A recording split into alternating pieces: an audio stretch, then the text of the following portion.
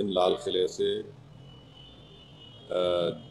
मुल्क की आवाम को, जनता को अपने भाषण के ज़रिए ये बताती है कि उनकी सरकार ने क्या किया या क्या करने वाले हैं, एक रिवायत रही है।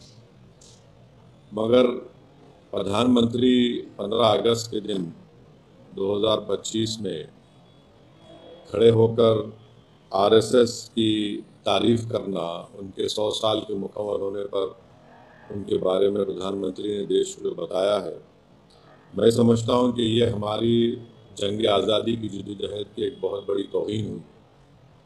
इसलिए कि आरएसएस और उनकी जितनी तंजीमें हैं वो तो जंग आज़ादी में हिस्सा नहीं लिए, बल्कि वो तो अंग्रेज़ों की ताईद में रहते थे और वो अंग्रेज़ों से ज़्यादा मुजाहिदीन आज़ादी से नफ़रत करते थे, चाहे गांधी हो या जितने बड़े बड़े नेता उस वक्त के हो हैं। तो मेरा मानना यह है कि आरएसएस हमेशा से 1925 से लेकर अब तक और मुस्तक़बिल में भी वो इंक्लूसिव नेशनलिज्म की मुखालिफत करती रही। जो यही इंक्लूसिव नेशनलिज्म जो हमारे बुजुर्ग गुजरे हैं, जो हमारे मुजाहिदीन आज़ादी गुजरे हैं, उन्होंने इसी बुनियाद पर इस देश को आज़ाद करवाया अंग्रेज़ों की गुलामी से। और जो हिंदुत्व की आइडियोलॉजी है वो हमारे भारत के संविधान के बिल्कुल खिलाफ है, बिल्कुल खिलाफ है। तो प्रधानमंत्री अगर आरएसएस के दफ्तर पे गए तो मैं कुछ नहीं बोला, क्योंकि जानता था वो तो स्वयंसेवक थे और हमेशा रहेंगे। मगर जब आप प्रधानमंत्री के तौर पर ये कह रहे हैं और इस तरह की बात कर रहे हैं, जो संघ परिवार इस मुल्क में हेट्रेड को फैलाती है, डिवीजन होता है, तो ये तो प्रधानमंत्री उनकी तारीफ कर रहे हैं। आप हम देख लीजिए कि नॉन कोऑपरेशन मूवमेंट है, सत्याग्रह जो होती थी 1920 में, 1920 और 40 में, रोलेट एक्ट के खिलाफ जो एजिटेशन होता था, सिविल डिसोबीडियंस या क्विट इंडिया मूवमेंट था, या नेवल म्यूटिनी इन मुंबई थी, इसमें क्या आरएसएस नजर आती है कि आपको?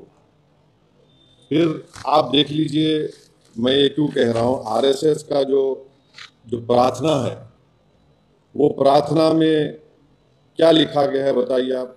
क्या वो प्रार्थना इंक्लूसिव है? फिर आरएसएस का जो शपथ है, एक ही समुदाय के, रिलीजन, उनके सोसाइटी, कल्चर की बात होती है।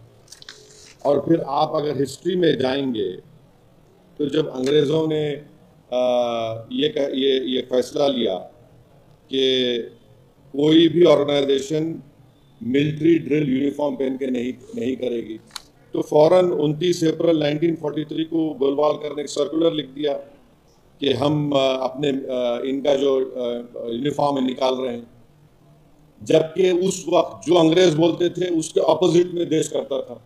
आपने किया वो। एक और बात आपको जानना चाहिए कि श्यामा प्रसाद मुखर्जी कौन है? श्यामा प्रसाद मुखर्जी जनसंघ के फाउंडर हैं, महासभा के हैं और आरएसएस के एक जिम्मेदार थे अंडर अ फैक्ट।